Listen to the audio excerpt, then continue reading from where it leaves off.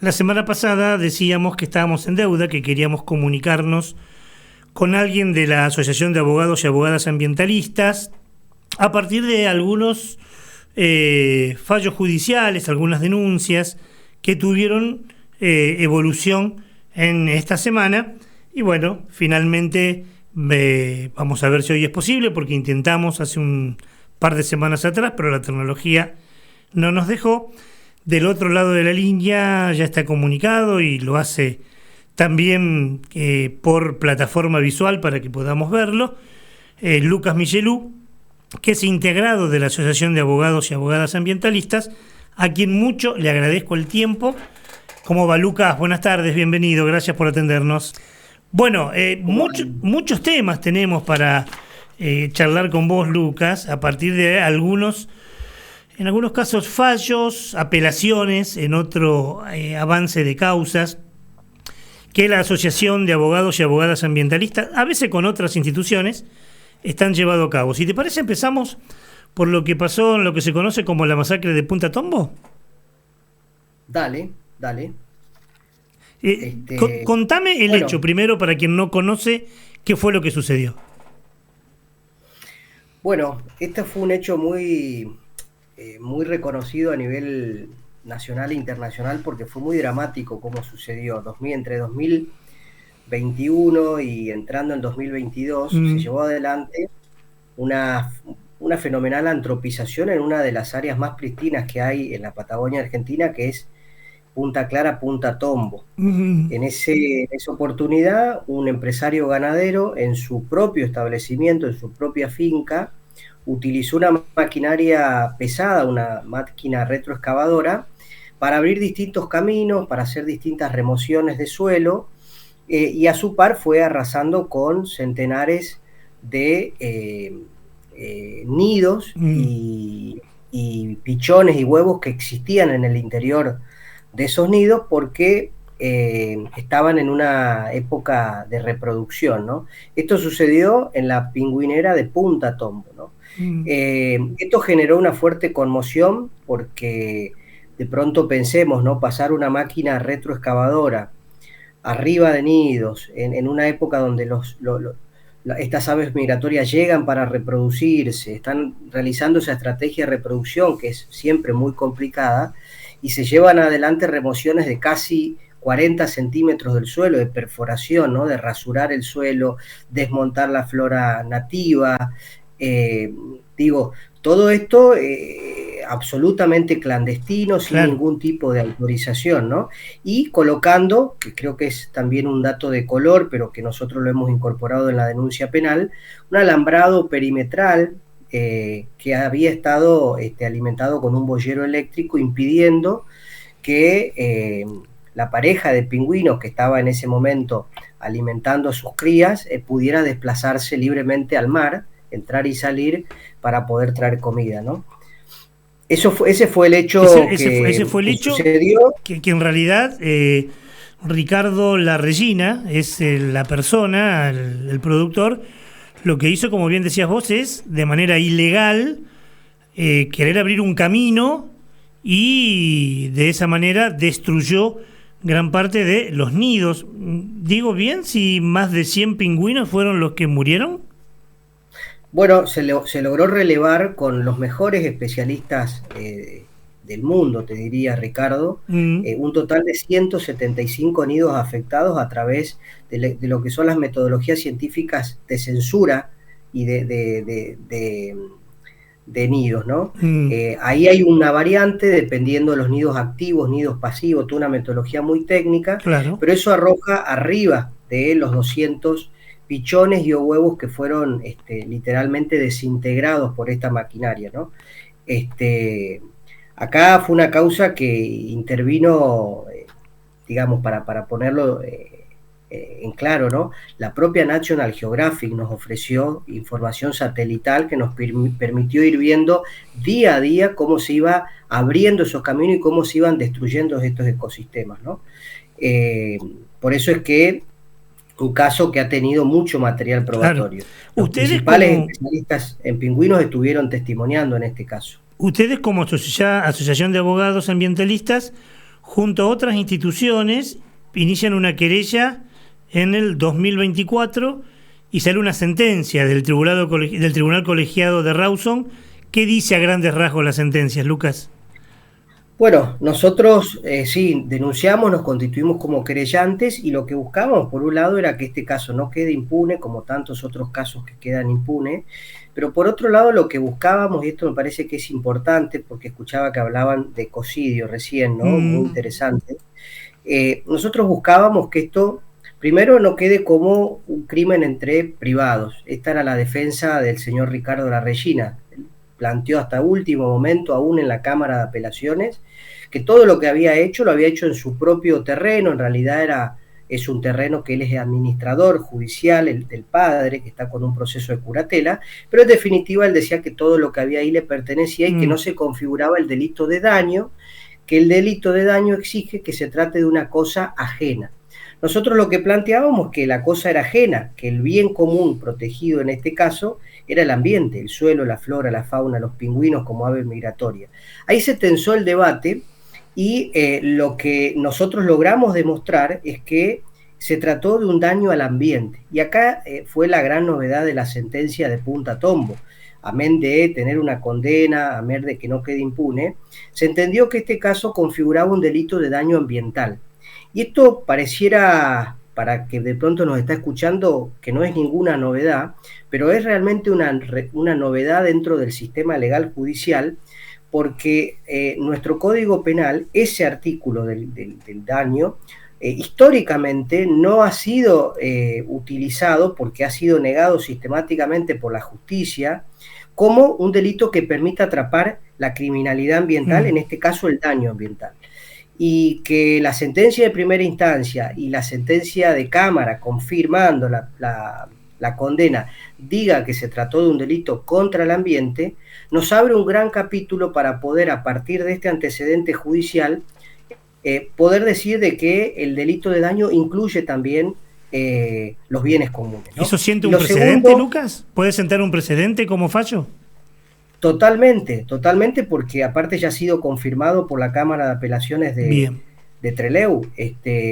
Y esto es importante. Por otro lado, la sentencia de primera instancia, el voto del doctor Riccieri, dijo que esto se trató de un ecocidio.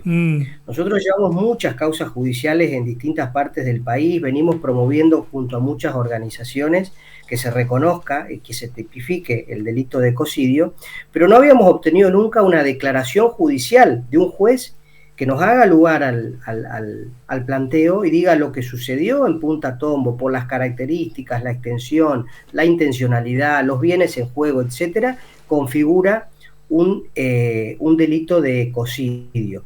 Esto obviamente no hace que el delito esté tipificado en el Código Penal, es una declaración judicial muy fuerte, ¿no? En este caso, la condena a Larreyna, ¿cuál es? Son 3 años de libertad condicional. Nosotros veníamos pidiendo el máximo, esto para ponerlo también en claro, el máximo de la pena para este delito es de 4 años, ¿no? Es decir, se le dio 3 sobre el tope que prevé la legislación actual, que es de 4. Con 3 con 3 no es de cumplimiento efectivo, es así, ¿no? No es de cumplimiento efectivo, desde luego que tiene una condena penal, hay que exigir todas reglas de conducta, la sentencia incluye la remediación de todo el área dañada, ahí hay una enorme tarea para realizar, pero acá hay un problema de fondo que es la necesidad de contar, a partir incluso de la experiencia de Tombo, con tipos penales que agraven las penas cuando se lleven adelante delitos precisamente contra el ambiente, ¿no? Quiero pasar a la segunda. Bueno, como vos bien decías, tiene fallo en primera instancia, fue apelado a la Cámara y la Cámara confirmó el fallo del Tribunal Colegiado, así que bueno, es doble victoria, doble mérito en épocas de vacas flacas en cuanto a fallos judiciales que protejan el ambiente, ¿no? Quiero pasar al segundo caso, que ustedes la titulan como la causa de la mafia del desmonte. Y lo de mafia parece exagerado, pero cuando uno ve que en todo lo que vas a contar ahora, que pasa en el norte del país, más concretamente en Chaco. Están implicados diputados, autoridades de bosques, empresarios, exministros, gobierno nacional. Evidentemente la figura tipificada de mafia le cae bien, ¿no? Sí, totalmente. Decimos mafia porque las mafias están por fuera de los estados. Claro. Y están por fuera de los gobiernos de turno. Digamos, cambian los gobiernos, cambian los funcionarios públicos, pero las mafias siguen operando, ¿no? Por eso el nombre. Y esto es lo que nosotros presentamos el año pasado cuando hicimos la denuncia en la justicia federal. Nos constituimos también como querellante en esta causa y rápidamente la justicia federal y la fiscalía a cargo de nuestra denuncia vio la verosimilitud, la seriedad que tenía todo lo que estábamos diciendo, y por un lado se inició un proceso de investigación muy complejo, develando, ¿no?, este entramado de corrupción entre funcionarios públicos, exfuncionarios públicos, empresarios tanineros, y al mismo tiempo se declaró la suspensión de los desmontes en la provincia del Chaco. Esa suspensión sigue vigente todavía, con mucha resistencia por parte de la provincia del Chaco, que ha pedido recientemente el levantamiento de la cautelar. Pero bueno, a medida que esta causa avanza, se va consolidando probatoriamente todo lo que estamos diciendo. Nosotros presentamos hace algunos días atrás un nuevo informe donde, bueno, logramos también seguir acompañando nueva prueba que permita dar insumos a la justicia y a la fiscalía para acreditar nuestra teoría. Y acá seguimos, Ricardo, probando lo que estábamos diciendo inicialmente, ¿no? Pasando por el ingeniero Alabac, que ustedes se acuerdan, hemos hablado en otra oportunidad. Sí. El ingeniero Alabac, para que sepan los oyentes, fue el mayor obtentor de permisos de desmonte como ingeniero agrónomo privado a la provincia del Chaco. En un año, por ejemplo, llegó a obtener el 70% de los permisos de desmonte, ¿no? Es el responsable de él solamente de casi 40.000 hectáreas arrasadas en la provincia del Chaco. Cuando Alabac deja ese rol de ingeniero agrónomo, pasa a ser el ministro de producción de la actual gestión provincial. Nosotros denunciamos porque es parte estructural de este entramado, esto de estar de los dos lados del mostrador, ¿verdad? Y fue tan escandaloso y tan al mismo tiempo categórico todas nuestras presentaciones que este ministro tuvo que renunciar. Renunció hace algún tiempo atrás, recordarán, a su cargo de ministro de Producción en la provincia. ¿Quién asume como ministro de Producción luego que renuncia Hernán Alabac? Zimmerman, que era senador de la provincia del Chaco. Y él asume, pide licencia a su banca, que es algo ya cuestionable en sí, para asumir como ministro de Producción de la provincia del Chaco. ¿Qué sucede? Asume como ministro de Producción, luego aparece el escándalo de las criptomonedas que involucra directamente al presidente, y en ese momento renuncia al cargo de ministro de Producción, Zimmerman, para reasumir en su banca en el Senado y darle el voto que le faltaba al gobierno nacional para que no se constituya una comisión de investigación frente a este escándalo, ¿no?, de las criptomonedas.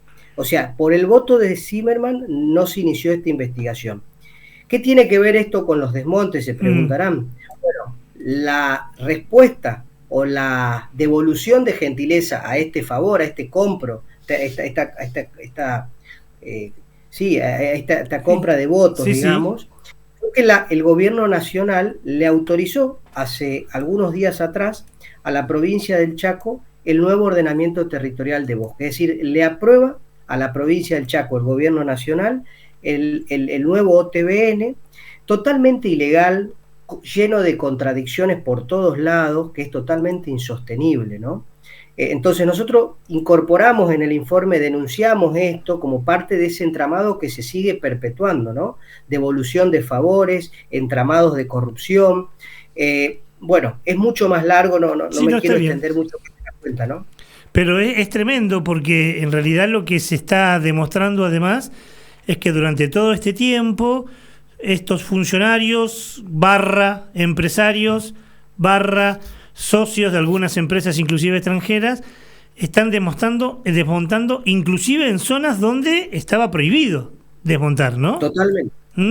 Sí, sí, totalmente. A ver, se cambian los usos del suelo, se otorgaron, la provincia del Chaco otorgó cerca de 1.400 permisos en 10 años. A 15 empresas, ¿no? A unas 15, hay muchas más, pero nosotros en el informe pusimos esas 15 empresas, es cierto. Todo de manera irregular, ¿no? Es decir, con un ordenamiento territorial de bosque que ya estaba vencido, que necesitaba ser actualizado, etcétera. Pero esto, digamos, termina, a medida que avanza esta investigación judicial, se termina viendo el entramado más fino. Por ejemplo, el diputado Juan José Bergia, que es un eterno oficialista en la provincia del Chaco, es el gran lobby en la legislatura del Chaco y es el que viene articulando todo este tiempo con el impenetrable chaqueño, con distintos funcionarios, para poder avanzar en desmontar, valga la redundancia, toda la legislación en la provincia del Chaco. Él fue uno de los grandes lobistas para que se apruebe el nuevo ordenamiento territorial de bosques. ¿Saben a quién nosotros le secuestramos la topadora por estar violando la cautelar que prohibía los desmontes hace muy poco? A un gran empresario en la provincia del Chaco que es Roberto Nardelli, que tiene desmontadoras, ¿no? Roberto Nardelli casualmente, y no casualmente, fue, digamos, candidato dentro del propio espacio del diputado Juan José Bergia. Digo esto para que entendamos la relación, ¿no? Esta persona, Nardelli, hoy está siendo imputado, hay una causa paralela a la mafia del desmonte que lo tiene a él como imputado principal por violar esta cautelar, ¿no? Digo eso para que entendamos cómo funcionan empresarios ligados, ¿no?, a la industria del carbón o a la industria de la madera, o que hacen los enlaces para que las guías, que son gran parte, nosotros hemos acompañado ahora, son guías truchas, guías falsas, lleguen a grandes tanineras que son italianas, que esa madera va toda afuera, al exterior, y tienen estos personajes, ¿no? Que necesitan de legisladores, que necesitan de funcionarios públicos, y que todos terminan enriqueciéndose a partir de la destrucción del monte chaqueño. Si no es mafia, al menos es una asociación ilícita, sin lugar a dudas, ¿no? Por supuesto, eso está también tipificado, nosotros lo hemos planteado, seguro. Lucas, queríamos tener estos dos datos porque lo que no me queda claro, y te lo pregunto, esta es una causa judicial que se está llevando a cabo, todavía no tiene resolución, digamos, está en trámite de investigación judicial, ¿es así, no?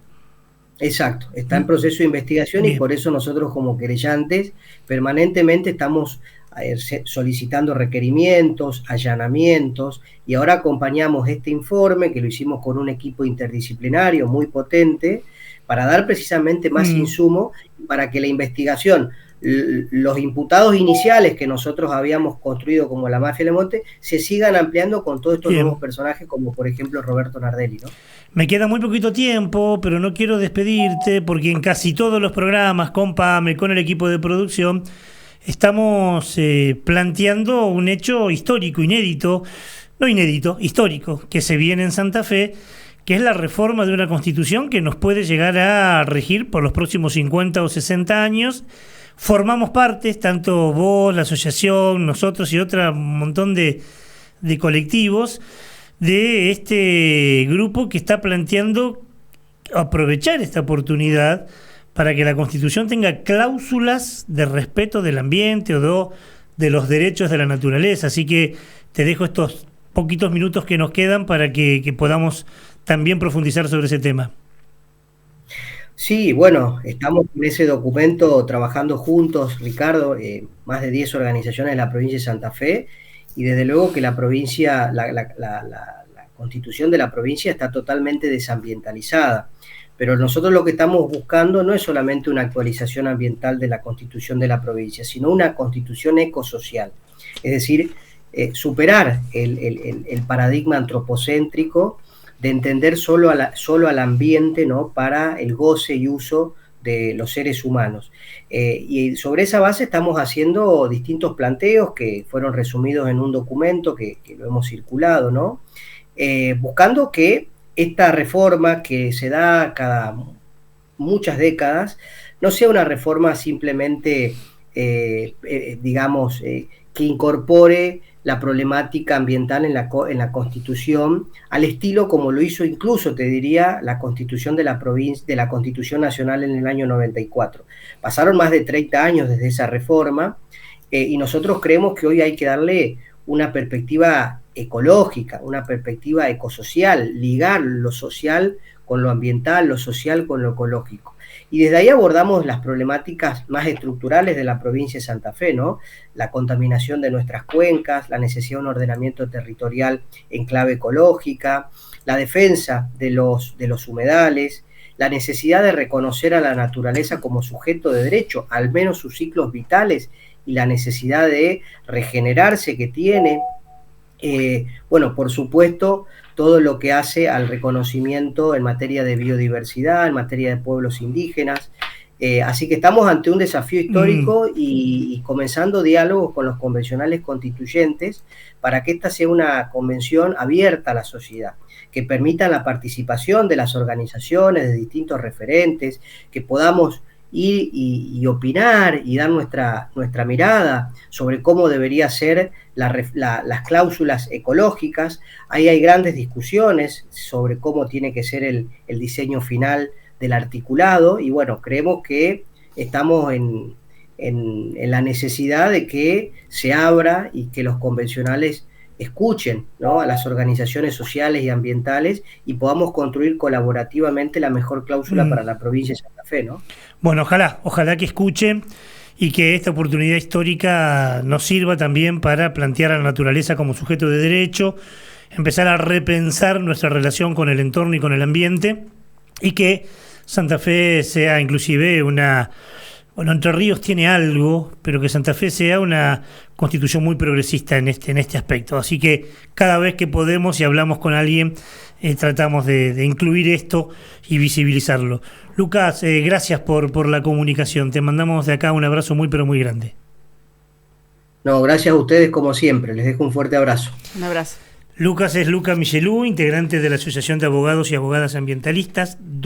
Tres temas, el último, bueno, más vinculado con lo coyuntural, pero dos hechos, ¿no? La violación de los derechos de los animales en Punta Tombo, la violación de los derechos de la naturaleza, en este caso de la flora, en Chaco. Evidentemente hablan de esta desprotección que están y que tienen que tener siempre a los guardianes. Bueno, una posibilidad sea que la Constitución provincial aplique la figura de los guardianes de la naturaleza para que vigilen que estas cosas no sucedan,